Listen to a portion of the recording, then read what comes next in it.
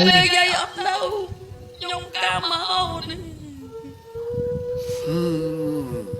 លើកមុនដាក់ច្រកខ្ញុំចូលក្នុងបាវដូចឆ្កែគេលក់ចឹងណាពូច្រកក្លុកគួយខ្ញុំនៅមកគេទៅបុកចាប់ក្លុកមកព្រីងហើយចាប់ចិត្តអាក្រក់មិនចាស់ទាញមិនប្រមាត់ប្រយោហ្នឹងតែនិយាយឡើងគាត់ប្រាប់អ្នកណាតែខ្ញុំតាំងក្រុងពេលខ្ញុំនៅមួយគាត់ខ្ញុំបា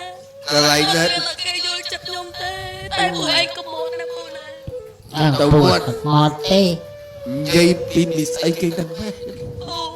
លោកអើយពួកឯងកុំមកណាពូអត់មកទេមីចៅប្រមាត់ប្រយោទៅធ្វើបាបព្រាមឡើង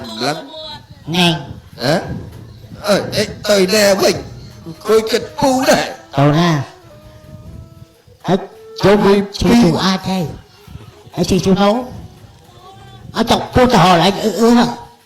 តើឡើងមួយថ្ងៃហៀងប្អូនមកឲ្យខ្ញុំមកបើចុកពោះបដអើយចុក